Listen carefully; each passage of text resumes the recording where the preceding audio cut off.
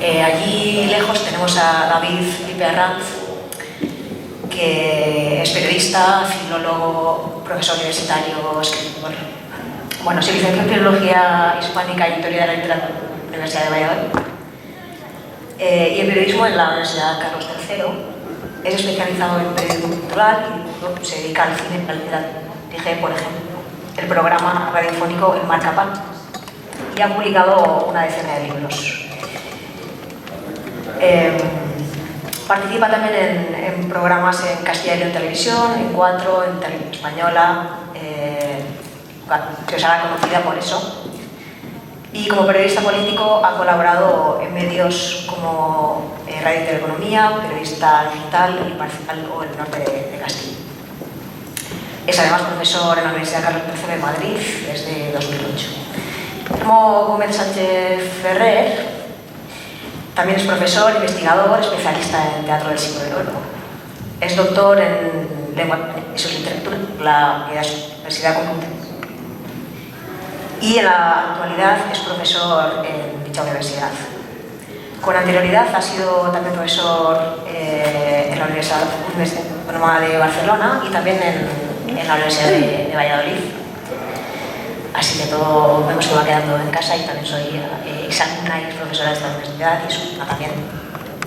Bueno, es co-director del anuario Lope de Vega, Texto, Literatura, Cultura y también miembro del comité editorial y científico de Vaya Revista en especial.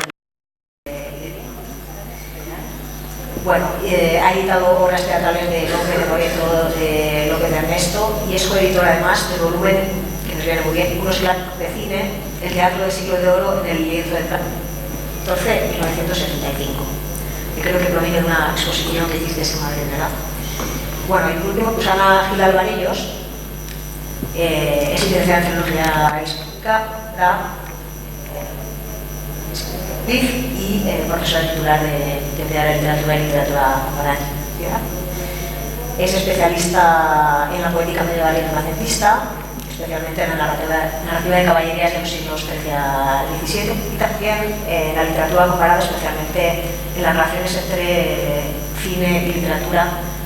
Sé que tiene varias publicaciones sobre las adaptaciones de Lope al cine.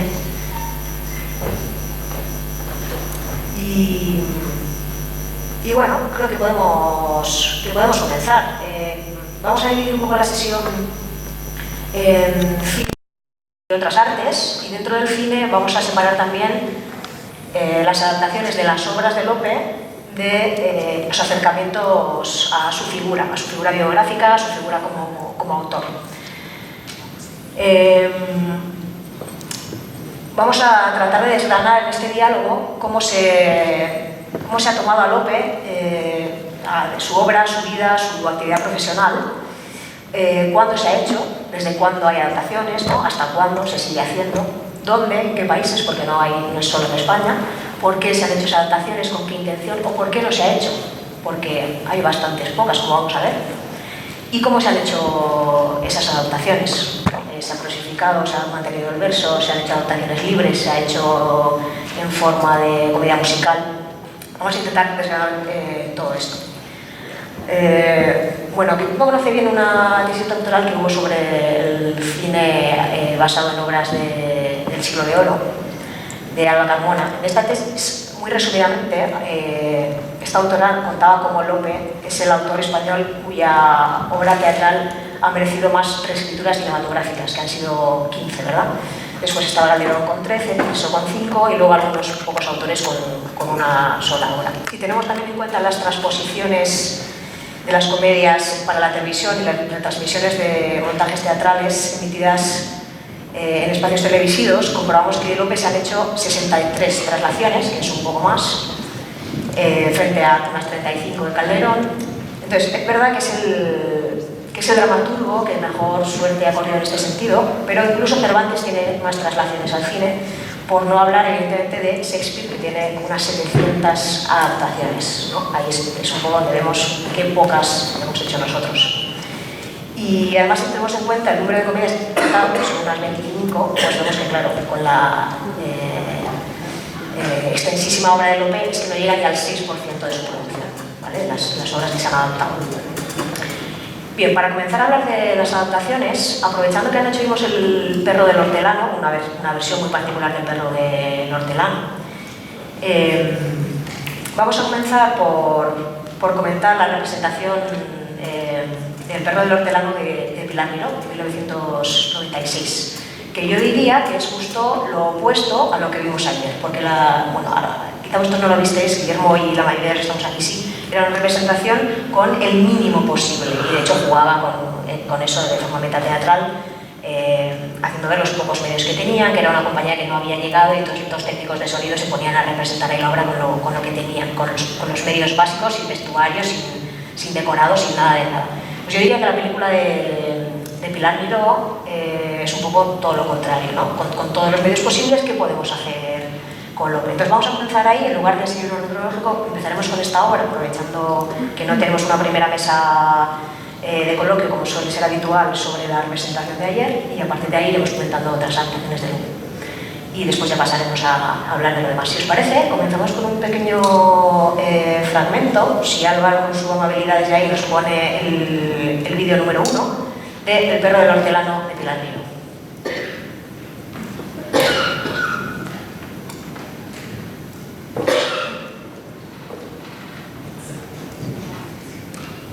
Sustentar mi enojo quiero, pues que ya todos le saben, tú podrás, con más secreto, proseguir ese tu amor.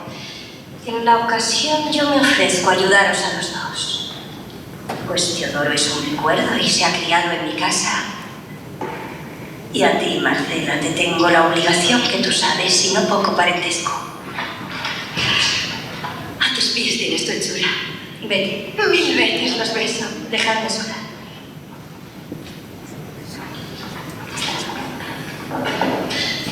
¿Qué ha sido? Enojos de mi provecho. ¿Saben tus secretos ya? Sí saben, y que son honestos.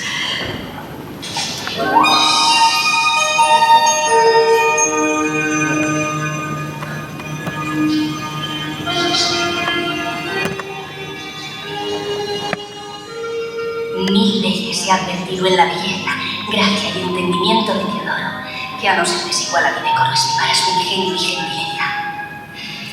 Es el amor como naturaleza. Mas yo tengo mi honor por más tesoro, que los respetos de quien soy adoro, y aún el pensarlo tengo por bajeza. La envidia bien sé yo que ha de quedarme, que si la suelen dar bienes ajenos, bien tengo de que pueda lamentarme. Porque quisiera yo que por lo menos Teodoro fuera más para igualarme, o yo para igualarme fuera menos.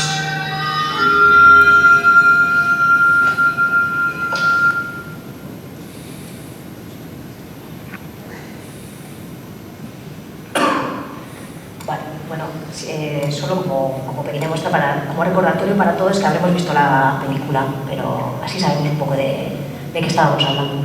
Bueno, yo quería preguntaros un poco ¿dónde veis la clave del éxito de esta película? Porque creo que estaremos de acuerdo que es la producción que ha corrido entre las adaptaciones de Lope y quizá de todo el siglo de oro, sin duda, a nivel de críticas, de público, de repercusión posterior, ¿no? Porque se ha visto que en los 10 años posteriores hubo muchas más representaciones de esta obra que en los 10 años anteriores, por toda una serie de cosas. Es verdad que, digamos, que no ha sentado una tradición, también por la muerte prematura de Pilar Miró, pero que los intentos que ha habido posteriormente, por ejemplo de la Baobab, pues no corrieron la misma suerte, a pesar de que los medios también eran suficientes. Entonces, ¿dónde veis un poco la clave del éxito de esta película? ¿Qué se hizo de especial para que esta triunfara, digamos, y el resto, pues no tanto, digamos? Empiezo. Sí. Bueno, primero agradecer a Germán, Vela, estás ahí, Germán. Y a la organización de las jornadas, volverme a sentar en este sillón, que me hace mucha ilusión con mis compañeros, y bueno, y al público, muchos de ellos conocidos, estudiantes. Muy agradecida otra vez. A ver, yo creo que tiene que ver con que hasta 1996, hasta El perro del hortelano, las adaptaciones de Lope habían sido pocas y malas, y sobre todo muy ideologizadas en cuanto a la época, bueno, a la dictadura, etcétera, al franquismo. Entonces, llega Pilar Miró, que es un proyecto además que viene de atrás. Cuando Pilar Miró se le encarga a la Dirección General de Televisión Española, tiene el propósito decidido de elevar el cine a la alta cultura. Es la época en la que se hacen las grandes adaptaciones no solo de teatro barroco, sino también, bueno, pues, la fotografía, etcétera. Entonces, va un poco en esa dirección y de repente presenta una obra donde por primera vez, o casi por primera vez, se conserva, en cierto modo, porque está un poco falseado, el verso de Lope, la ambientación es impresionante, mucho dinero dentro, y una obra que pues sí, el Perro del Hortelano, aparte de las más conocidas, tiene un enredo que bueno, puede ser muy atractivo al público. Pero yo creo que también fue esa novedad dentro del proyecto de Pilar Miró de elevar el cine a la alta cultura, que hasta entonces no había habido forma de que hubiera espectadores y sobre todo quién paga todo esto. Hace unos años, sentada en este mismo sillón, estábamos hablando del estreno de la película de Cervantes contra Lope, y Javier Angulo, que ha sido director de la Semencia de muchos años, dijo que hasta el Perro del Hortelano no se había hecho nada reseñable de Lope de Vega. Es decir, que fue una explosión. Entonces, creo que forma parte esta película de un proyecto mayor que tuvo, efectivamente, acabas de decir, lamentablemente el fallecimiento de Pilar Miró truncó un poco esa idea, y también la llegada unos años antes de las televisiones privadas y las mamachicho, etcétera, que encaminó al público a lo mejor a otros. A lo mejor deberíamos haber leído en aquella época más a Lope en cuanto al arte de hacer comedias y no haberlo llevado tan al extremo, pero sí que es cierto que fue el primer intento serio y real por dar a conocer a Lope en un formato que fuera accesible al gran público. Y desde luego es la única que triunfó, y la única que ha triunfado prácticamente hasta nuestros días. También he de decir que, esto es una opinión personal, ahora para venir aquí la he vuelto a ver un par de veces y la veo todavía vigente, pero no tanto. Noto que tiene algunas formas que han quedado un poco obsoletas, y sí la veo muy útil, sobre todo para la educación. Creo que es muy útil para llevarlo a las aulas. Da mucho juego en las aulas. Explicaba Cristina antes también, ¿no?, a Alba Carmona, y precisamente, ¿no?, es quizá una de las que mejor ha estudiado todo este universo cinematográfico. Con ella precisamente, ¿no?, he trabajado yo en los últimos años también en las dos exposiciones que hemos preparado de la Casa Lope de Vega, y de alguna manera también nos ha llevado a reflexionar sobre este tema, ¿no? Y aprovecho en todo caso también para agradecer el hecho de estar aquí en representación un poco de los dos, ya que no ha podido estar ella, ¿no? Creo que algunas de las claves las planteaba Susana muy bien, esa clave sobre todo popular, ¿no? La intención de que sea algo popular, que de repente el teatro, ¿no?, y sobre todo el teatro del siglo de oro, que incluso en la transición parece que había perdido pie, ¿no?, incluso en salas, ¿no?, en representaciones, de repente resurgiera. Evidentemente ya llevaba mucho tiempo la Compañía Nacional de Teatro Clásico, ¿no?, pero resurgiera a un ámbito popular. Y también me parece muy interesante algo que, de alguna manera, ¿no?, nosotros vemos hoy el Perro del Hortelano, ya con todos los años de distancia que han pasado desde 1996, pero hay que recordar también que en su momento nadie tenía muy claro que aquello fuera a ser un éxito, ¿no? Ni siquiera la propia Pilar Miró, es la primera que decía, ¿y qué hacemos con esto que nos hemos tenido que estudiar en el bachillerato y que de repente queremos hacer de eso algo popular, divertido, entretenido, una especie de comedia amorosa también, porque en el fondo tiene mucho de eso, ¿no? Y de hecho el primer productor quebró y costó mucho encontrar una producción que continuase, estuvo a nada de no salir adelante el proyecto, ¿no? Por lo tanto también, incluso el último productor, que hay que hacer eso, parece que confiaba más en la adaptación de La Celestina, que hizo Gerardo Vera ese mismo año, que en la propia Perro del Hortelano. Es interesante ver también cómo se ha consolidado, desde luego en los Goya se ratificó, ¿no?, como de verdad la gran película, ¿no?, que ha sido, y creo además que conecta de una manera especial con la sentimentalidad del público. Creo que tiene un ritmo, unas formas, una fotografía, un color, una disposición, ¿no?, en ese sentido, que conecta muy bien además con una sentimentalidad generalizada. Tampoco sé muy bien cómo lo hicieron, pero creo que funciona muy bien. Pues, ¿se oye? Sí. Muchas gracias a Germán, mi querido Germán, maestro, respetable público. Recuerdo con mucho cariño además que el guionista guionista, co-guionista de la película, Rafael Pérez Sierra, pues tuvimos el honor de charlar con él en las jornadas de Teatro Clásico de Almagro, contando los intersticios, los secretos y la batalla terrorífica. Yo creo que parte también de esa enfermedad que se llevó por delante a Pilar Miró, que tuvo que afrontar todo el equipo porque nadar contra corriente es muy complejo.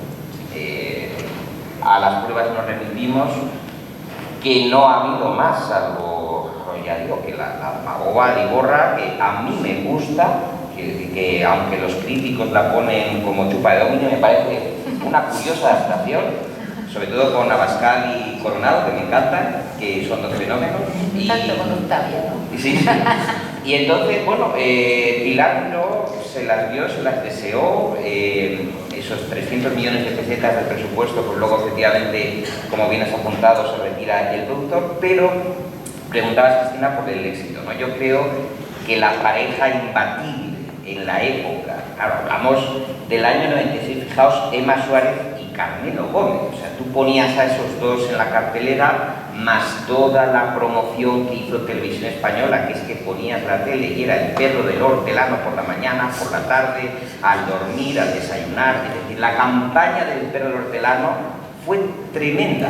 Oye, muy bien para los que nos gusta el teatro, el siglo de oro, y eso yo creo que ayudó mucho, ayudó también muchísimo más en los formatos videográficos en VHS de la época, cuando andábamos con los VHS, metiéndolos en el reproductor, que acababa cascando a los meses, pero el caso es que se hizo una extraordinaria campaña, yo creo que compensó un poco el sufrimiento y que Pérez Sierra estuvo orientando a Pilar Miró en el texto, porque claro, meterle la tijera a Lope, pues para andar con cautela, porque claro, estamos hablando del maestro de maestros y los recortes, sobre todo, que tiene el texto original de monólogos, la modernización del texto, que también, como bien apunta Susana, pues oye, hay cosas que se cambiaron, además de forma muy regular, porque por una parte quieren mantener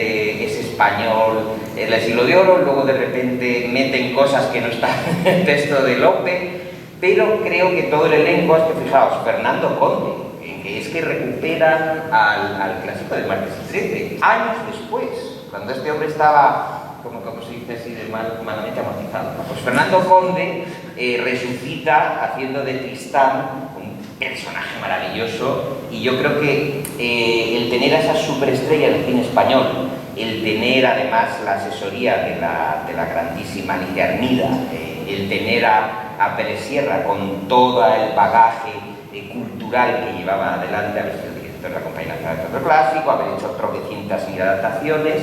Yo me acuerdo mucho en Almagro, el hombre que repetía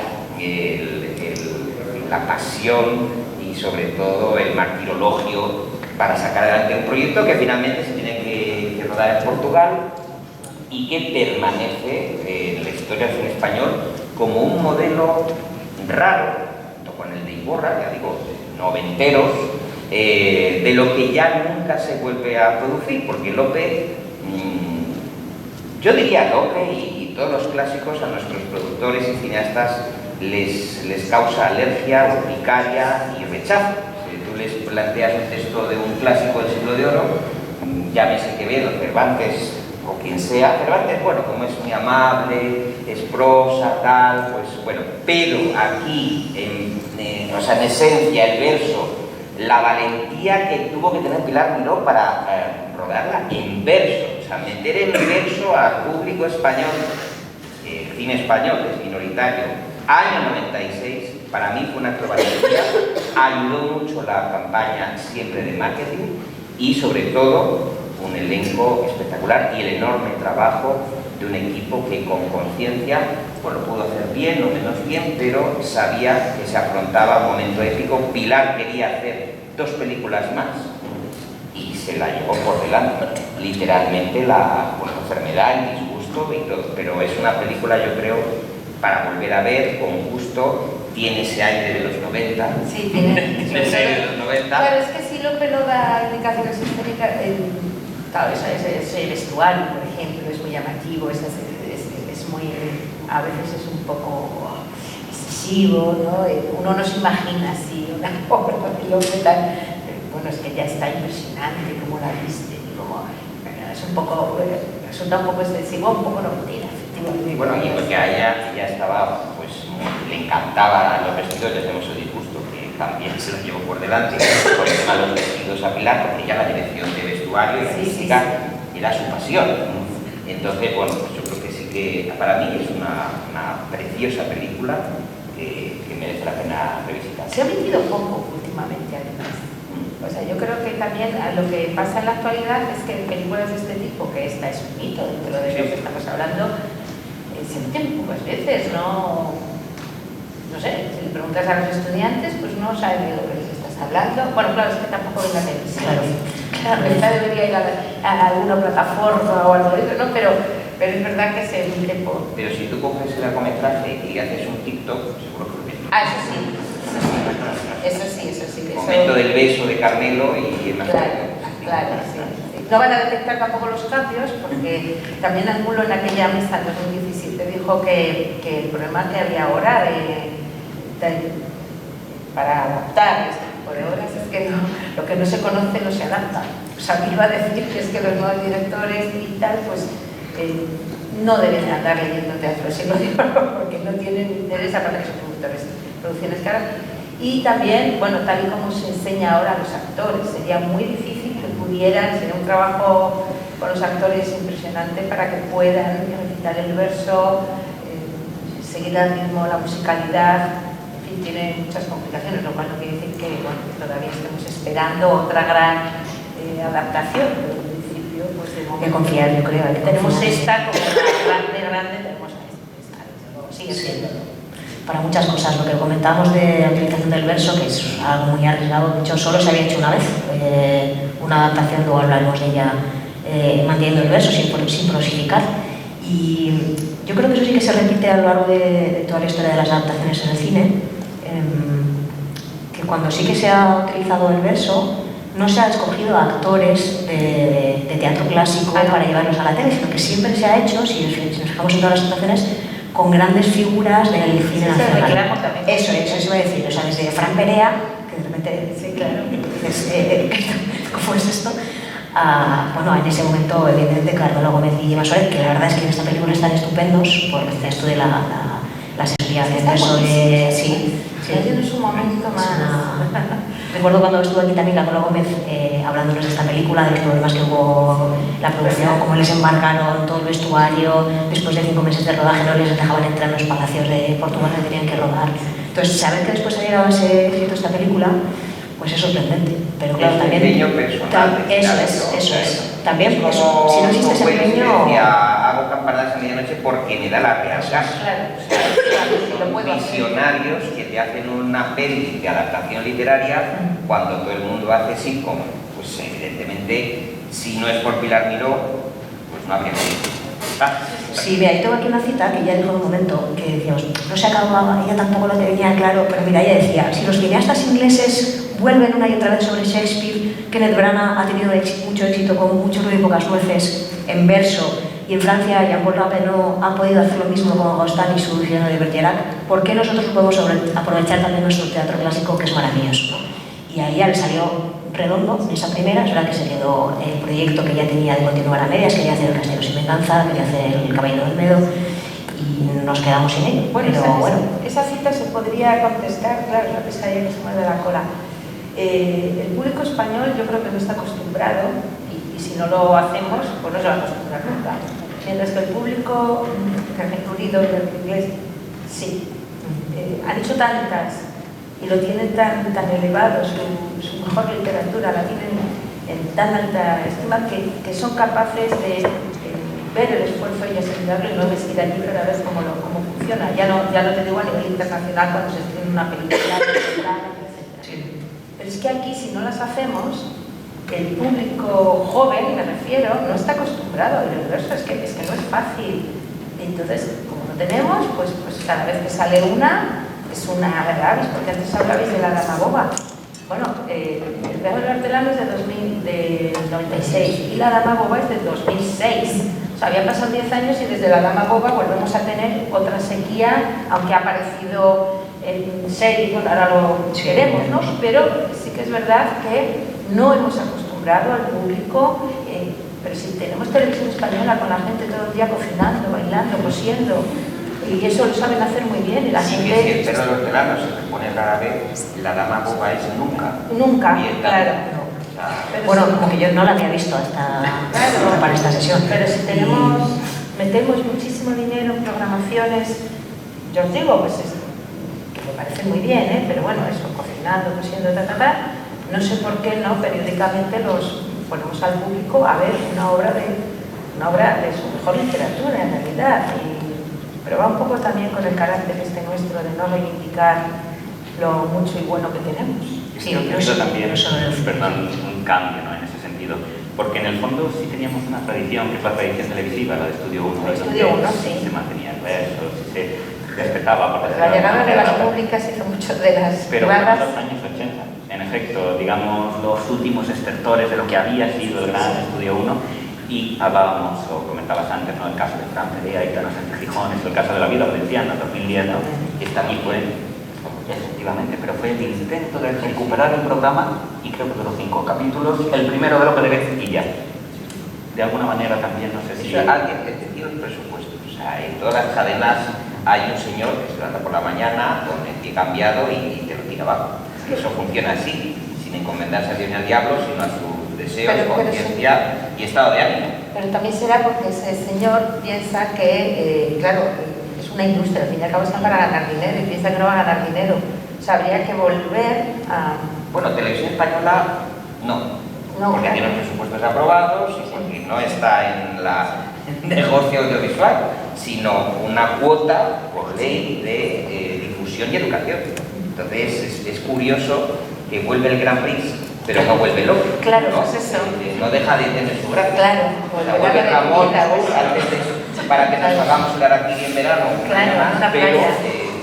bueno, no vuelve Lope, ¿no? Cosas de la tele. Pues bueno, si os parece vamos a pasar a la segunda sección, digamos, el resto de adaptaciones que se han hecho de obras de Lope, y lo vamos a hacer porque yo creo que resulta curioso escuchar a Lope en otro idioma, con un pequeño fragmento que es Álvaro, un segundo, a ver si lo encuentro, sí, el vídeo 11, que es un fragmento de Sobaka Nasene, que es El perro del hortelano de 1977, una versión soviética. Теодор здесь?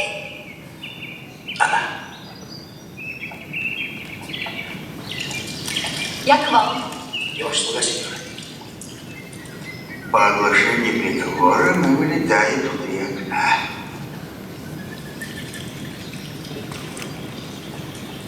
Меня погнала моя подруга.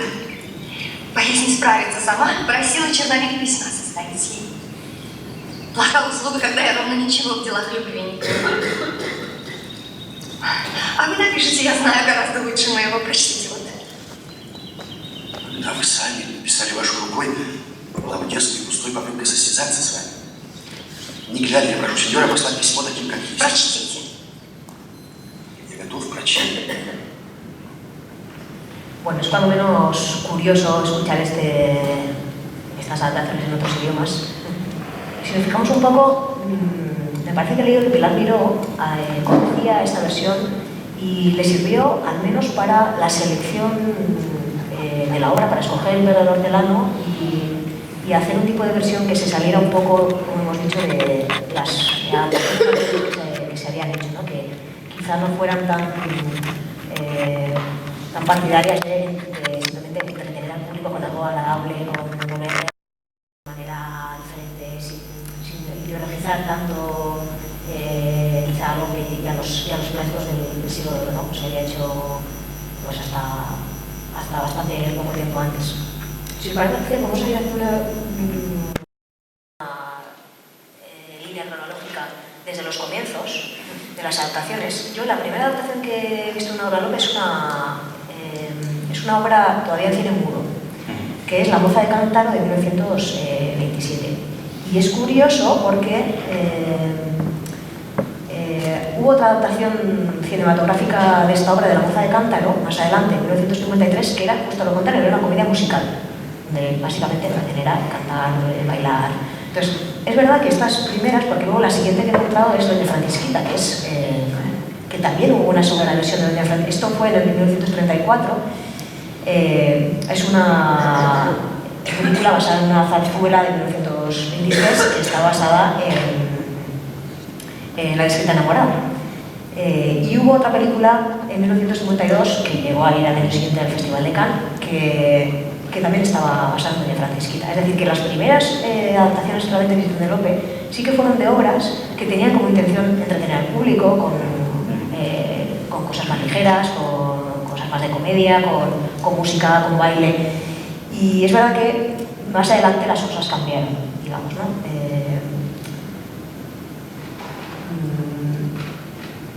Lo siguiente que yo encuentro, antes de entrar ya en la época de Franco, es La viuda celosa, que si conoceréis esta versión. Yo no he conseguido verla. Algunas de estas adaptaciones es difícil recuperarlas, sí, ¿verdad? La viuda celosa es una versión de La viuda valenciana de 1946 que se hizo en México. Es una película de Fernando Cortés, pero aquí lo curioso es que la adaptación, el guión, es de Maxau, que estaba exiliado republicano en este país, y que siguió, digamos, el ejemplo de María Teresa León y Rafael Alberti, que el año anterior desde Argentina habían hecho también una versión de La Dama de Calderón, que tiene un argumento bastante parecido. Entonces, aunque él seguramente no había visto la película anterior, pero ya tuvo esta idea, ¿no?, de coger una obra que también, en este caso,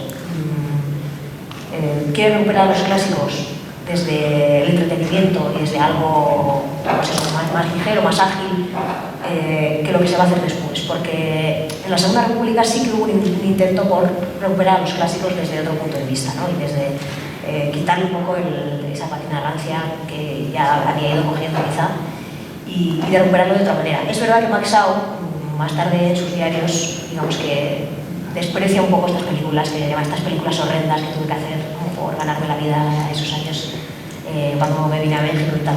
Pero bueno, son películas que, no sé si alguno las habéis podido ver, pero eso ya digo que yo no, pero yo creo que marcan un poco el camino estas películas del exilio, de lo que podía haber sido España si no hubiéramos tenido esa determinada circunstancia política, ¿no?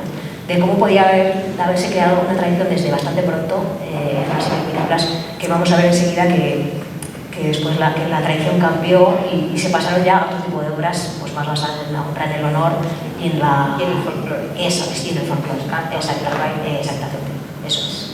A ver, yo accesibles que yo haya podido ver ahora son 15.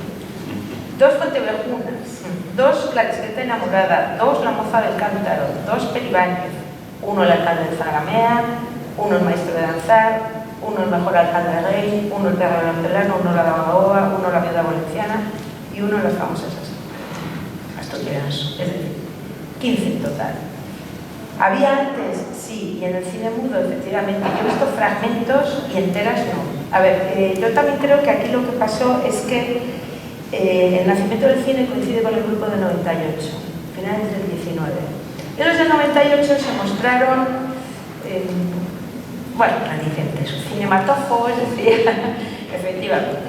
Uno lo odiaba, dijo que ninguna película suya sería adaptada, y etcétera, y que él no se veía allí y tal, y iba a terminar con la literatura, etcétera.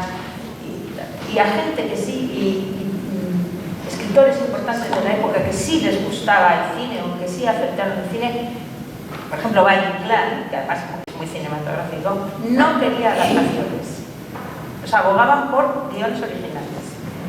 Además explícitamente no les gustaban nada las adaptaciones. A partir de ahí, la relación de la literatura y del cine, salvando la generación del 27 que fue muy cercana, no ha sido buena.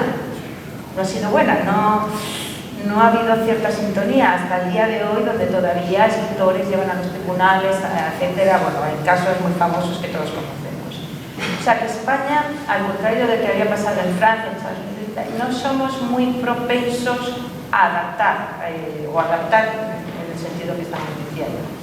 Y efectivamente, hubo algunos intentos durante los primeros años, hasta el Sonora, hasta el 27, y luego ya después de la Guerra Civil, de la época franquista, pues del 40 al 70 prácticamente, estamos con unas adaptaciones encaminadas a la exaltación de los valores patrios, del poder, bueno, real en las obras, pero de la dictadura, y a exaltar las bondades físicas de Paquita Rico, etc. De actrices o Amparo de Belleza, actrices muy famosas en el momento. No hay más que ver La moza del cántaro. La moza del cántaro a mí me ha divertido, me gusta mucho. Paquita Rico está muy guapa, y entonces canturrea y bailotea todo el tiempo en una cosa disparatada, absolutamente disparatada, ¿no? Y como decía Lope, que hay que ver lo que agrada a las mozas vestidas de caballero, bueno, pues aquí ella, con todos sus atributos femeninos en la efervescencia de su belleza, se pone un sombrero y una tal, y bueno, ya entra de caballero, esto también y resulta que el enamorado no la distingue, y entonces uno dice, bueno, la inverosimilitud puede llegar a algún extremo, pero no a tanto como es, bueno, para la exaltación también de estas actrices, ¿no? Para ellas. Entonces, claro, si no nos ha gustado, esta, por ejemplo, tuvo muchísimo éxito en el extranjero, la que más se ha hombre, claro, dijeron que estaba imponente esta eso señora, es, o sea, se distribuyó eso en Italia, en la Unión Soviética, en Francia, o sea, tuvo un éxito, y sin embargo tú la ves ahora y eso resulta absolutamente inverosímil, no tiene ningún sentido. Eso que era una de las obras que tenía más capacidad, o sea, para ser adaptado podía gustar más, precisamente porque el travestismo había negado la Eso ya gustaba media. mucho en el siglo de oro. Claro, y aquí lo el explotaron siglo de oro más gusta todavía. mucho, ¿no? Sí. Gusta enormemente. A través del Orlando Furioso entra en España esto de las mozas vestidas de señores y tal. Pero claro, es que cuando uno ve La moza del cántaro, pues piensa que, claro, hace mucha risa ahora mismo. Pero bueno, no deja de ser, bueno, con una base europesca también. Pero bueno, yo creo que es eso, que el problema es que no nos hemos llevado muy bien entre directores o gente del cine con escritores, por lo menos en los primeros tiempos. Muchos escritores, como os digo, que sí que estaban muy a favor del cine como nuevo arte, no de las adaptaciones, y luego llega, después de la guerra, llega los 40 años de franquismo, que manipula en cierto modo esas adaptaciones para los intereses. Por eso cambia finales, modifica personajes, inventa curas donde no los había, en fin, hace toda una serie de modificaciones que tienen éxito. Hombre, es que ver allí en aquella época Paquita Rico, tal, la que te pego, la otra, pues sí, claro, cómo no, o sea, porque son divertidas de ver y son bonitas, y esto de Fuente una tras a una, pues también un invento cinematográfico, en fin, suelta luchar, suelta ama, etc. Y bueno, os gustaban, tampoco el público tenía otra cosa con la que entretenerse. Y por otro lado era un medio de educación, o sea, es decir, no había otra forma de educar a la gente en una España eminentemente rural y analfabeta. Entonces, bueno, pues conocían las historias de nuestro mejor teatro, aunque fuera por esta vía, porque es de los años 50, como Zancarca del 53, ¿no? Yo creo también, por seguir el mismo itinerario, ¿no? Estoy pensando desde la generación del 98, ¿no? Desde el fin de siglo, quizá Jacinto Benavente fue el único que tuvo un interés claramente cinematográfico, ¿no? Que tampoco llegó a conseguir grandes cosas. Bueno, Javier y todos estos luego cuando se van a... Ya la generación del 27, otra generación claro. del 27, la generación de los humoristas, Edgar Neville, que fue Sí. quizá también otro de los de ida y vuelta, ¿no? Que mantuvo esa relación, ese equilibrio entre literatura y cine, ¿no? Pero realmente hay una cosa que me parece fundamental, ¿no? Estábamos hablando antes del Perro del Hortelano como adaptación o modelo de adaptación, podríamos decir, fiel en cuanto al texto, un poco en la tradición, por lo menos que mantenía el verso, respetaba el texto, intentaba darle. Pero realmente hasta 1972-73 todo lo demás que vamos a encontrar son reescrituras. Y de hecho los casos de Doña Francisquita, que citabas antes, no son los casos quizá más claros, ¿no? Además, volviendo un poco, ¿no?, al modelo del cine mudo, tenemos, por ejemplo, conservamos, también ahí está el problema de lo que conservamos y lo que no, ¿no?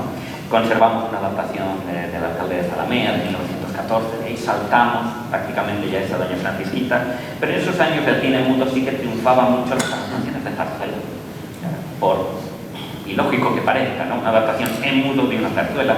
Sin embargo, sí que tenía, ¿no?, esta especie de gusto por lo conocido. Don Juan Tenorio sabemos que tenía también varias adaptaciones cinematográficas en los primeros años del siglo, y fue un poco lo que mantuvo, yo creo, ¿no? esa manera de entender. Y volviendo también sobre todo a las alternativas, por decirlo así, ¿no? El caso de Rusia, el caso también de los españoles exiliados, ¿no? Tanto Max Au como Albert y María Teresa León, ¿no? Que son las claves, ¿no? Sí que creo que ofrecieron quizá una alternativa que no se desarrolló tanto a nivel interior, no a nivel peninsular, podríamos decir. Y era una alternativa que sí he conseguido ver las películas, aunque parezca mentira, ha resurgido de hecho, ¿no? Esa vida celosa en Amazon, no sé en qué país, pero he visto que ha resurgido, ¿no? Recientemente, y sí que eran escrituras mucho más libres también, ¿no? Un poco a la manera de lo que se hacía en España, pero con un tono folclórico mucho más festivo, mucho más popular. Sí, musicales quizá, también. pero quizá una manera más próxima a esa popularidad de la tradición del romancero, la tradición de lo folclórico, ¿no? Frente a una visión más quizá no impostada, por lo menos a mí así me lo parece, ¿no? Y es la que tiene, por ejemplo, La Fuente de Juna, de 1947, y que es de alguna manera la que se hereda también toda esa comedia de cine folclórico, el cine de copla, ¿no? Que es el que triunfa ya claramente en los años 50, ¿no? Y que es el modelo de La Fuente de Juna y a La Moza de Cántaro, ¿no? Son los dos modelos, por decirlo así. Creo que esa es la alternativa, y además, de hecho, en el caso del cine ruso se ve muy claro, ¿no? El ambiente sobre todo festivo, el ambiente musical, porque de hecho esto que hemos visto, el fragmentito que hemos visto de Sobaka, no sé, ¿no? En realidad era musical, y como musical televisivo fue un grandísimo triunfo, ¿no? Es llamativo ese aire también, sobre todo festivo, creo, ¿no? De estas adaptaciones. Pero ellos se adaptaban, ¿eh? Porque también tienen la mejor adaptación, la mayoría.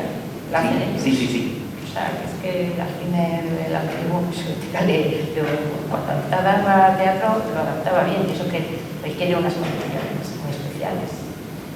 En la etapa del desierto del franquismo, pues efectivamente México y la Unión Soviética se llevan la palma. Creo que ya lo habéis apuntado, los exiliados tienen un papel absolutamente fundamental. Incluso en la Unión Soviética ha apuntado muy bien Susana Alegría, pero tenemos un Don Quijote que es el mejor Don Quijote que se ha filmado nunca en el cine, superando al de Rafael Gil. Es un prodigio. Si no la habéis visto, tenéis que verla urgentemente a salir de las jornadas. Esa sí que se encuentra. Esa se encuentra esa es de Grigori Kotlinstev, porque el que les ayuda un poco a orientarse en la iconografía, sobre todo, es Alberto Sánchez, el escultor toledano, y más gente que estaban en el exilio republicano de la época, ¿no? Y los rusos encuentran ahí un filón. Tengo también, aparte de esta que habéis dicho, es maravillosísima, El maestro de danzar, del 52, de Tatiana Lukashevich, producida por Mosfilm, porque es dinero público, porque es dinero impulsado, son producciones impulsadas por Stalin, y que tiene 28 millones de espectadores. O sea, es un bombarde, imaginaos, Lope delante del Soviet Supremo, éxito total, ¿no? Cuando aquí, en esa misma época, estaban censurando a Lope. Lo sabéis muy bien, que había censores, que es que no pasaban un Lope. Hay producciones de Cifesa, ya me empecé a contar la sospecha que tenía Cifesa de ser roja galopante. Bueno, pues no, hasta Cifesa te censuraban, incluso proponiéndoles algunos proyectos, ¿verdad? Censores, pero a pie de rodaje, o sea, teólogos tomando nota de qué es lo que estaban haciendo. Y muchas producciones en España se truncaron, claro, el director y dice, pero bueno, ¿esto qué es? Que no podemos dar un paso, aquí no toques, quita, borra, corta. Entonces había una desesperación, pero en cambio, pues efectivamente, tengo apuntado aquí, por ejemplo, que se estrena la de Maestro de Danzar el 11 de agosto de 1952, y es un exitazo. ¿Por qué? Pues porque el texto de López se está trabajando allí, porque hay un montón de exiliados y porque hay un apoyo. Lo cierto es que luego, como Stalin era bipolar, tenía picos, pues entonces va y censura el Quijote. O sea, de repente dice que el Quijote no se puede dar en clase, que se prohíbe en las aulas. Bueno, estas cosas de los dictadores, ¿no? Ya lo sabemos. El caso es que, por lo menos, sí hubo un desarrollo de los clásicos. El Hamlet de Kotlinstev es para chuparse los dedos, año 64, que es una maravilla.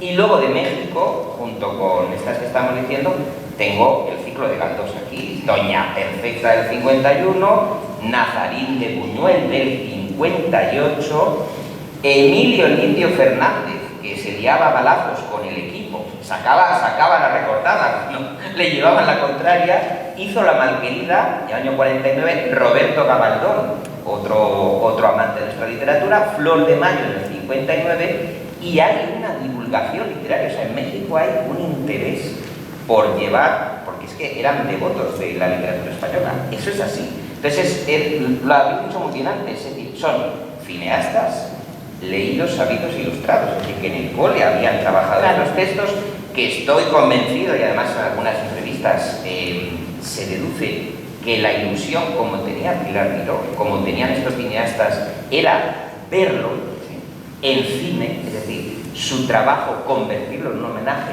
a esas lecturas, y que es por el sistema educativo, es decir, porque son lecturas obligatorias. Tú pones ahora esto en bachillerato que te crucifican, pero en la época esa formación clásica les hacía a estos directores, cuando alcanzaban un rango artístico que les permitía allegar fondos para estas producciones, pues ¿qué es lo que te hacían? Pues un Lope, un Shakespeare, un Calderón. Hay censuras, pues estabais antes riendo un poco, pero es que la censura que recogéis en este trabajo, la censura, os voy a decir, y todo el año, la censura de los años 50 de la Estrella de Sevilla, a Torrente Ballester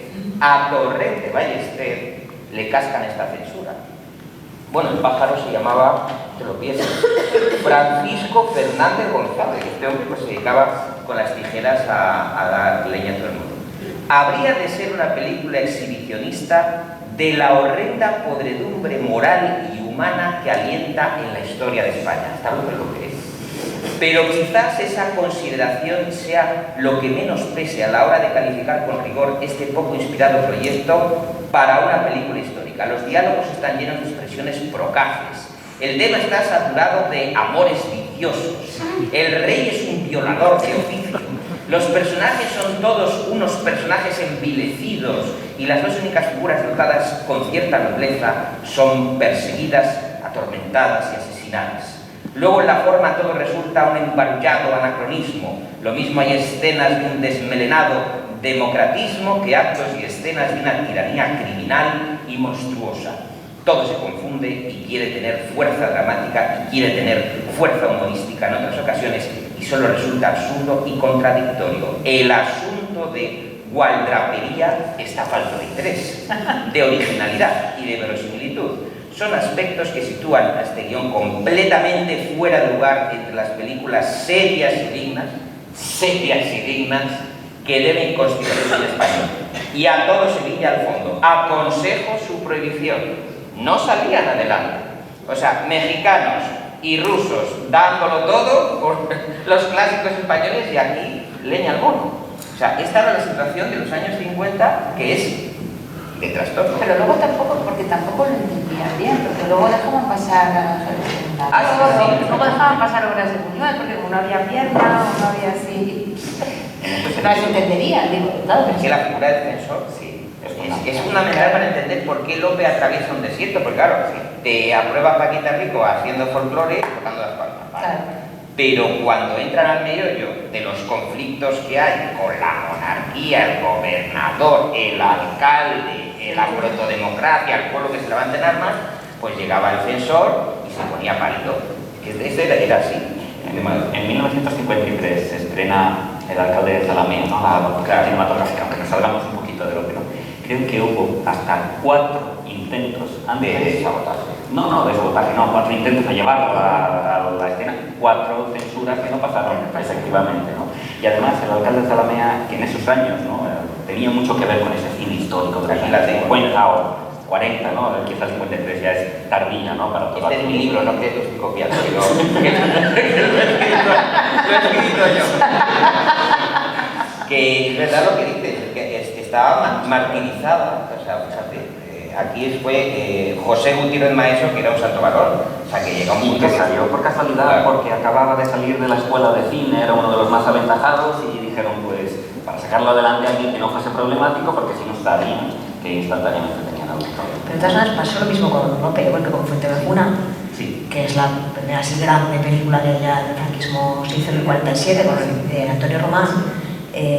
Había habido en 1938 ya, la Generalitat Valenciana le había intentado encargar primero a Jean Renoir, después a Francisco Elías una adaptación que no consiguió salir. En el 42 Carlos Arévalo, que era un falangista, intentó sin éxito llevar al cine de Fuenteovejuna. Por fin en el 47 consiguieron sacar esta película, que es para mí el propósito es una cosa horrible, o sea, y que fue un fracaso comercial, pero la sacaron. El caso es que el director, Antonio Román, esta película, si la habéis visto, tiene aquí, no solo crucifican y es una adaptación, sino que crean escenas, lo que decías tú del cura, que meten a un cura y que le intentan como hacer entrar en vereda, todo, y luego al final salen los reyes y no solo acaba la vereda, sino que sale todo el pueblo hablando los reyes y haciendo, pues bueno, claro, entonces yo decía, pero ¿cómo cogen justo Fuenteovejuna? ¿Y esto cómo no lo censura? Que es como la opresión del poder, porque no, porque es, claro, es los reyes son los que ponen la paz frente a eso que se hace. Pero mira, lo que dice el director, dice que no tiene ninguna película, y que pensé entonces que había que buscar un tema importante para convertirlo en una película igualmente importante, y se me ocurrió Fuenteovejuna, una obra que habíamos representado muchas veces con La Barraca. En aquel momento no era muy oportuno este tema, ya que la situación política no era la más apropiada para que la película tuviera el visto bueno de la censura. Tratarse de la rebelión de todo un pueblo contra un personaje que sojuzgaba a los habitantes de la localidad. O sea, lo dice él, que había hecho esta película que era, en realidad. Sin embargo, nada de esto sucedió. Al contrario, encontré las mayores facilidades para hacer la película y no se me obligó a hacer ningún cambio en el guión, a excepción de la palabra maricones, que pronuncia Laurencia delante de todos los concejales y el alcalde de Fuenteovejuna cuando regresa de ser violado por el comendador. Era la escena cumbre de la obra cuando Margarita Sirgul hacía el teatro, conseguía levantar al público de sus butacas. Al llevar al cine pensé que debía tener el más necesario en ese momento, pero como la palabra molestaba, me la prohibieron, o sea, dice que solo eso. Y me dijeron que en su lugar debía decir maritones. Y yo acabé aceptando, en cambio, al considerar que al fin y al cabo no se trataba de algo tan importante y que no merecía la pena echar atrás de toda la obra por una simple palabra. Así que la película se hizo, pero como casi siempre se pone mucha ilusión en un tema, no acabó siendo el éxito que yo esperaba. Claro, dice, ¿cómo te van a censurar si haces una película que claramente va con... De todas maneras, estamos hablando de una película de Antonio Román, se venía a hacer Los Últimos de Filipinas, con guión literario de José María Pemán y de Francisco Martín, que era el cronista de Madrid en ese momento, digamos que se juntaron, ¿no?, todas las grandes figuras, y además con un texto que había sido ideologizado ya en escena, pero por los dos bandos. Entonces, de alguna manera, sí que podía significar la recuperación para, digamos, el gran triunfo de lo que fue el franquismo después, desde el punto de vista ideológico, la recuperación de un texto que a priori se les podía haber ido de las manos. En ese sentido, quizá era una buena oportunidad para no censurar, sino para reivindicar. En todo caso, de lo que queda muy poco. O sea, yo ahí lo que más recuerdo son las larguísimas escenas de bailes populares, bailes en corro a lo largo de, no sé si hay casi 7 o 8 minutos de una escena de baile, o sea, es larguísimo. Y es una película relativamente corta. Dura 100 minutos y aquí Pemán pues hace los siguientes recortes. Dice, acorta el texto de Lope en las escenas de las torturas a Frondoso, procede a sustituciones importantes del léxico, el añadido sobre el trato y el saludo con el que se debe recibir al comendador, con lo cual la película, sin pretenderlo, estableció un paralelismo entre el comendador y el general Franco. Y que de tocar y retocar y volver a tocar, pues Pemán se le fue la pluma. Entonces, pues no... Y lo que hace también es otra cosa, es enfatizar mucho la figura de los reyes. Al final alarga las escenas, les da más diálogo. Esa escena final que comentábamos, ¿no?, donde aparece todo el pueblo enardecido, que es una cosa que aparece también en algún otro guión de la época que no se llegó a rodar. Estoy pensando en el guión del Mejor Mozo de España, que también en los años 40 hace lo mismo, termina con un gran pueblo enfervorizado de los reyes católicos. De Santaro aparece Felipe IV, que la verdad también colocan allí a un monarca que intenta una orden. Sí, claro, porque... Y al final es que en la casa le da el matrimonio, ¿no? Otra cosa que yo también quería comentar de las adaptaciones, y que en el caso de Lope pasan en un caso, pero dos, voy a señalar dos, en El Mejor Alcalde Rey y en La Dama Roma. Dependiendo de qué actrices tengas en nómina o de qué relación tengan esas actrices con los directores, pues tendrán más o menos protagonismo, estén o no en el original. Bueno, esto pasó muchas veces, es muy legítimo que uno quiera dar a su pariente, pues, en fin, cierto protagonismo. En El Mejor Alcalde Rey, Don Tello, que es el villano, etcétera, es instigado en la película, estoy hablando, por su hermana Felicia Resación, Analia Larre, muy en su esplendor también, que tiene un papel absolutamente protagonista en la obra, que no lo tiene en Lope. Eso lo tiene, y ahí también, bueno, pues mucho protagonismo y también hay, por ejemplo, el saqueo de aldeas, etcétera, que no aparece en la Lope Lineal, o sea, pero el caso más exagerado es el de Octavio, conocido en Octavia, la dama boba, porque Manuel Iborra era pareja entonces de Verónica Forqué y había que dar un papel, algo parecido a lo que se hizo con Soldados de Salamina, pues algo parecido con Trueba. Entonces, claro, nos encontramos una obra de 2006, por volver a la más reciente y la que seguía en teoría el terreno hortelano en cuanto a popularidad, vamos, que podía agradar al público, etcétera, de cierto éxito, que no lo tuvo, que nos encontramos en una Octavia, bueno, con sombreros y estética de Archibaldo, con una espada en mano, con un lenguaje, una actitud feminista, con una vis cómica que no se entiende muy bien en el cine, yo no lo entiendo muy bien. En fin, es una adaptación que ese cambio desvirtúa totalmente. Uno nos explica que Elise y Finea, si hubieran tenido una madre que hubiera estado al cargo, la una fuera tonta, la otra fuera tan lista, en fin, no sé, uno nos explica lo que hay ahí. Entonces, ese cambio de sexo del protagonista para que Verónica Forqué en ese momento tuviera ese protagonismo, que es lo mismo que lo de Analia Larre, pues sí que es verdad que desvirtúa un poco la esencia, ¿no? Porque una buena adaptación no tiene por qué ser literal, es más, casi es mejor que no sea literal, sino que conserve un poco ese espíritu. Entonces, esos cambios a mí me parece que no fueron muy acertados en el momento.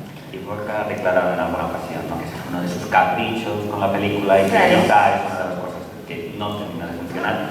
Y Borja, de hecho, creo que era consciente ya desde los primeros pasos de que algo no funcionaba. Y era difícil también identificar qué era lo que no funciona, porque en el fondo, y es lo más interesante, sigue casi punto por punto lo que ha sido la fórmula del perro del hortelano. Pero si solo menos del 5% lo pertenece a López ahora. Yo la estudié la dama boba, línea por línea, y o sea, viendo la película para ¿verdad? Y está, cambia de sitio, cambia el léxico alguna vez para adaptar un poco la rima, etcétera, pero nada, menos del 5% no pertenece a López, a lo sigue. Que también influye un poco que no contase la película con la apisonadora mediática y propagandística de Televisión Española, como era otro proyecto. Imagínate esto con el cambio que dices, ¿no? Pero en manos de, pues eso, de la publicidad de TV, pues nos hubiéramos comido la dama boba, un desayunado. 70.000 espectadores, cifras oficiales, o sea, una ruina absoluta. Sí, sí. Lo más curioso, entre las dos, quizá hubo una adaptación que no tiene nada que ver y que es la que consiguió el éxito. Entre el perro y la dama boba, que fue Menos es más, que es una adaptación del efecto de Moreto, y de repente fue el gran éxito del verano, independientemente de que la película luego tiene muchos problemas, ¿no? Sí, es verdad. Porque era con el reparto de salir de clase, ¿no? Aprovechando Lope a salir de clase, está muy bien la combinación. Prácticamente era eso. Bueno, quedarían otras adaptaciones, alguna otra de Fuenteovejuna ya de los años 70, esa sí que es la primera que se hizo en verso. Yo creo que un intento de que no haya tanta ideología por detrás, un intento de hacer un proyecto cinematográfico un poco más serio, y alguna otra cosa como la leyenda del alcalde de Zalamea, que lo que hace es coger la obra de Calderón pero meter también elementos de Lope, Mario Gamos, ¿no? Que bueno, eso yo creo que sí que está más conseguido, además de que están pues, Paco Raval, Fernando Gran Gómez, es una cosa bastante bien hecha. Y en estas es importante decir públicamente que el dinero que metió la RAI, gracias a ese dinero enorme que se mete, se pudieron hacer las películas, las dos, y con no pocos problemas, sobre todo la de Carretero Zamora. Ya, lo que pasa es que a veces esas producciones españolas e italianas, donde está la RAI poniendo también parte de la producción, yo no sé si ahí tiene que ver después la selección de actores, lo que decían de los efectos personales, pero llevado al ámbito de la producción. En esta película que habéis comentado, a ver, ¿cuál era? La del mejor alcalde, no, esta no es. Hay dos coproducciones también. La que los protagonistas son italianos. Los 100 caballeros. Los 100 caballeros y el mejor actor. No, bueno, no decía eso, pero vamos, pero que ahí claramente, además es que lo hacen, o sea, están doblados la voz, porque entonces creo que es una película rarísima. Bueno, Garci dobla a los actores. Ya, siempre, ¿no? Pero bueno, en este caso queda bastante extraño, o sea, no sé, quiero decir que está muy bien, ¿no? Que utilicen esas coproducciones entre varios países para poder sacar películas adelante, pero también luego, pues los sitios que se utilizan, pues a veces es un poco extraño, ¿no? Que los dos protagonistas sean italianos, parecen dos modelos que están puestos ahí para mostrar sus caras, es un poco... El caso del mejor actor que además es interesante, yo creo que la producción metió mucha mano, porque se trata de una película de Rafael Gil, quizá el icono, ¿no? El Quijote del 47, era algo muy sobrio, muy narrativo, ¿no? Y de repente encontramos escenas muy próximas a lo que podría ser el incipiente destape de esa época. Sí, al principio, escenas de sexo, paella en el río, sí. Mucha violación, hay mucha alcoba, Sí. Y de repente es algo absolutamente inusitado. Presentaron todo extraño, sí. Bueno, os decía que faltaban algunas cosas por comentar, pero vamos a pasar a los siguientes bloques porque si no iremos un poco con retraso. Lo siguiente que vamos a hacer es comentar un poco dentro del cine los acercamientos que ha habido a Lope como, en cuanto a su figura, ya no a las adaptaciones de sus obras. Porque ha habido bastantes cosas y desde bastante temprano. Yo creo que el grupo es la de 1935, que no se llegó, o sea, no se llegó a... La del 35 sí. Ah, no, pero no se conserva, ¿no? Se conserva, yo solamente he conseguido, y quizás se haya visto, ¿no?, por aquí en el carrusel de imágenes, en 1935 y al calor también del centenario, precisamente, ¿no?, de la muerte de Lope de Vega, se realizan muchos intentos por revitalizar la figura de Lope y entre ellos se intenta llevar a cabo además una adaptación biográfica, ¿no?, quizá la primera que se conoce. Se llamaba La Musa y el Fénix, más era de un director judío emigrante, ¿no? Es decir, había ahí una constante. Sí. Eso es. Y era una configuración, podríamos decir, muy extraña. Podemos reconstruir lo que fue, no se conserva, hasta donde yo sé la película, he conseguido recuperar una fotografía de ABC, que es la que se ha podido ver por ahí detrás, y más o menos, ¿no?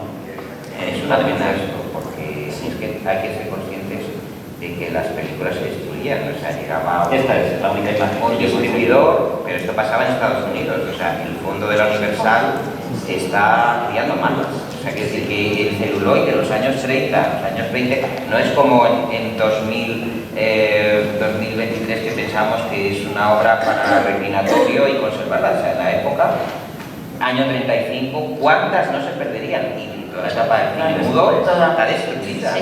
Incluso después, en los años 40, pues, las cintas, las fotos que se reutilizaban para ahorrar material. Y a mí esto me hubiera gustado verla, esta de La Musa y el Fénix. Yo solo he conseguido la imagen que veíais ahí, y sí que se puede reconstruir algo a través de prensa. Se sabe que tuvo un estreno en Madrid, que tuvo cierto éxito, que además se pudo ver junto con una exposición como de dibujos que habían inspirado precisamente la película, y bueno, tuvo también el argumento, ¿no?, de que iba a era una pequeña compañía que representaba una entre parece ser eso, que trataba de algo muy parecido a lo que veremos después en el intento del 62, que se titulaba además precisamente El mejor mozo de España. Lope va a estrenar, en ese caso, un entremés de los que se creía todavía en la época, que era de Lope, y va con su compañía a estrenar. Entonces es un día en la vida de Lope, es una manera de, digamos, acercar la figura más humana de Lope. Hasta ahí más o menos podemos saber, tampoco tenemos mucha más información. Sí. Yo creo que la siguiente no fue hasta el 62. La siguiente, la del 62. ¿Esa se llegó a hacer o no? Tampoco. Tenemos solamente y ahí también se juntan varios factores, ¿no? De nuevo, en este caso era un guión de Guillermo Fernández Só, con Portillo, que había sido uno de los guionistas de esa Musa y el Fénix, que parece que intentan recuperar esa misma idea, ¿no? De nuevo, en el 62, con motivo del centenario, en este caso del nacimiento, escriben un guión, unos apuntes, que es lo que conservamos, creo que son aproximadamente 10 páginas, esta es la primera, se conserva en la Fundación Juan March, donde se nos presenta otra vez un poco esa leve historia biográfica, en este caso sí un poco más extensa, ¿no? Pero no se llegó a rodar nunca, y de hecho es probable además, ¿no?, que este guión, que no pasó a ser más que ese argumento, ¿no?, se integrase un poco en otro intento también de Fernández Só de hacer cine, ¿no?, una especie de biografía de Quevedo de repente, de los que Lope tiene un papel muy importante, ¿no? De alguna manera se reutilizaban esas escenas, pero de nuevo es algo más anecdótico, más digamos, cercano de Lope, y en este caso se malogró yo creo que por dos motivos, porque Felipe Lluch tenía en marcha justo un proyecto similar que no pudo llegar a realizar, también por problemas personales, ¿no? Por fallecimiento, ¿no? Del propio Lluch, y además porque en el 62-63, creo que a finales del 62 todavía, con motivo del centenario, Alfonso Paso estrena una obra de teatro que se titula El mejor mozo de España, que vuelve a hacer exactamente lo mismo. Parece que se malogra, ¿no? Por ahogamiento, podríamos decir, ¿no? Bueno, pero son diferentes, porque yo he visto que eso, que en Estudio 1 salió ya en 1970 esta adaptación que era la de Alfonso Paso, pero no es esta del 62 que comentamos, pero se titula igual. Vale. Bueno, después de esto, después del 62, en el 83 hay en televisión, dentro de la serie Paisaje con figuras que hacía Antonio Gala, presentaba un personaje y luego un actor que recreaba el solo, y ahí aparece un Lope. Lo que le pasa es que hay una serie de voces en off que son las mujeres de su vida que le van recordando también a sus obras, y eso, con una presentación de Antonio Gala, donde básicamente el adjetivo que le voy a dar es español. Lope fundamentalmente era español. Ahora habría que ver. Cristina, Pilar Miró, Antonio Gala, Uri Sun. ¿Dónde está el recambio? Claro, ¿Dónde claro. está el recambio? Esa es la clave, esa es la clave de esta mesa. Bueno, a ver, por suerte, lo que sí que vemos es que posteriormente, aunque no veamos un recambio, sí que ha habido intentos de acercarse a Lope. Quizá ya no desde el verso, quizá no ya con determinada calidad, pero en 2010 llega la película Lope, que eso sí que es una superproducción, porque ahí han tenido que meter mucho dinero, es una producción cinematográfica muy potente, con... También con guaperas, bueno, es que... Sí, igual, bueno, eso, claro, pero... Claro, mira, esta película la tenía ya en mente 10 años antes, y es que acá, y 10 años antes, hacía muy poco que se había estrenado Chicago. Y yo creo que eso es un poco el modelo que tenía, de una superproducción, un poco para todos los públicos, de un acercamiento con otro tipo de Fíjate, película. pero luego lo ves más cerca cuando se habla de Cervantes. O sea, conoces mejor a Lope en obras que hablan de Cervantes. No solo el Cervantes contra Lope de Manuel Borja del 16. Es que ahí a mí me parece que está más Lope, o lo que sabemos, o sé de Lope, que Lope. En la película de Lope, ¿no? Ese falso documental a mí me gustó mucho, sí, lo trajimos aquí, se trajo aquí con su protagonista, con Emilio Gutiérrez Cava, etc. Y yo luego ese sí, por ejemplo, lo he llevado al aula, y a mí me parece que cada año, cada vez que lo veo, lo utilizo, sobre todo, me parece mejor. Es que una cosa así está muy bien. Y además por eso de la mesa cosas que se están investigando, o sea, no hace nada claro, simplemente con cosas que te llevan fuera con motivo de la Avellaneda, casi todo, pero ves a los impresores, cómo era la rivalidad, cómo al principio fue la amistad, cómo funcionaban, etcétera, la literatura, la institución literaria, las polémicas. Bueno, no sé, a mí me parece que la vida de Lope parece que se va a acercar más a través de la de Cervantes, por eso es lo que parece. Estas son dos facetas muy distintas de Lope. El Lope de 2010, el de Richard Warrington. Sí, es el Lope joven, algo así, vamos, y es la parte más biográfica, más de configuración del artista. Sin embargo, el Lope de Cervantes contra Lope es el Lope autor, el Lope consagrado. Y ahí se ve también la faceta, el problema de la fama, el problema del dinero, la comercialización. Del trabajo, porque la gente piensa, como tiene una producción no tan extensa, y lo que quedará por descubrir, parece que, bueno, es que tenía, pero cuenta ahí insiste mucho lo muchísimo que trabaja. Venga, y que está ahí todos los días, y qué tal, ¿no? Está claro que son acercamientos diferentes, igual que es un acercamiento que no tiene nada que ver, pero que quizás el que más ha conseguido repercutir en la sociedad, hasta el punto de que Lope fue trending topic el día que se estrenó el Ministerio del Tiempo. El capítulo de tiene tres. El primero de ellos, que es el segundo de la primera temporada, que es dedicado a Lope, que nos embarca en el balo en la Armada en el cambio del tiempo. Ese día Lope consiguió ese trending topic gracias al movimiento de plumones. Evidentemente es un acercamiento que no tiene nada que ver con esto, pero bueno, nos va acercando de otra forma. Yo creo que además la de Lope de Atocha Warrington, brasileño, no, o sea, fue una oportunidad perdida, porque yo fui a ver qué habían hecho muy devoto, ¿no? A ver un Lope, qué pasa, ¿no? Sí. Y bueno, pues es una película para el lucimiento de Alberto Amán. Claro, el lucimiento de Alberto Amán, el lucimiento de Pilar López de Ayala, de Leonor Barlin, es decir, que hay menos indagación en la parte textual y hay más peripecia de escapismo, alcoba, etcétera, etcétera. Sí. Entonces, luego si además juntamos que el periodo que abarca es cortísimo, porque es desde la campaña militar de su regreso de la isla Terceira de 1583 a la partida al destierro en 1588. O sea, el periodo que escogen es minimísimo y luego, claro, los guionistas les puedes poner un Lope o les puedes poner al año siguiente las aventuras de Tadeo Jones, Jordi Gasol y Ignacio Morat. Es decir, que son guionistas todoterreno, pues que no te van a mirar por lupa, porque sabéis que hay muchos desajustes en Lope, ¿no? Cronológicos, claro, históricos. Entonces, yo creo que no es una película hecha pensando en los filólogos, en nosotros, sino una película pues de gran espectáculo, de gran reparto, un argentino macizo tremendísimo y que claro, todo el mundo, y ya no está Alberto Amantes ha metido. O sea, es que tú fijaos la voracidad del mundo del visual, que es trituradora de superestrellas. Entonces fue un producto muy pegado y muy hecho para un público muy comercial. ¿Podía alguien haberlo aprovechado para hacer un Lope majestuoso? Pues claro, sí, con ese presupuesto, pero pues estrechan el orden cronológico, lo estrechan y estrechan todo. Pero bueno, es una película, a mí, yo no la vuelto a ver, también el estreno salí un poco... A mí no me...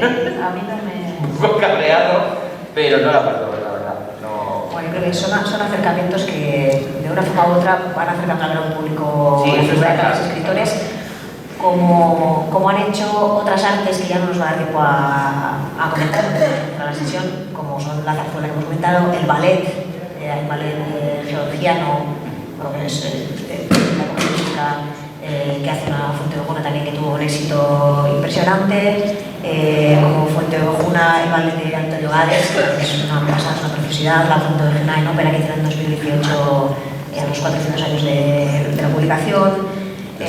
Las novelas de Blas Malo, La furia de Fénix, Lope de Vega y La furia, una novela juvenil que yo trabajo en clase de secundaria, Tuerto, marido y enamorado, el cómic que Guillermo conoce también sobre la figura de Lope. Es decir, pues son acercamientos diferentes que yo creo que cada uno a su manera hace su trabajo para que no se pierda y que en algún momento vuelva a aparecer otra vez al mirón que nos haga... Ahora, López fue profeta en su tierra vivo y no lo fue después de muerto.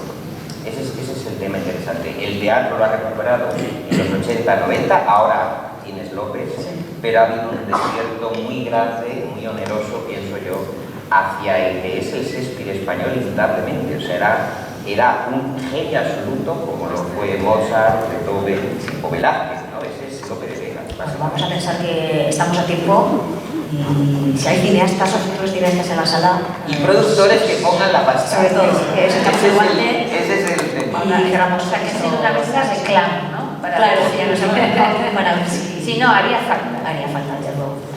Vamos. Bueno, muchas gracias a todos y Gracias.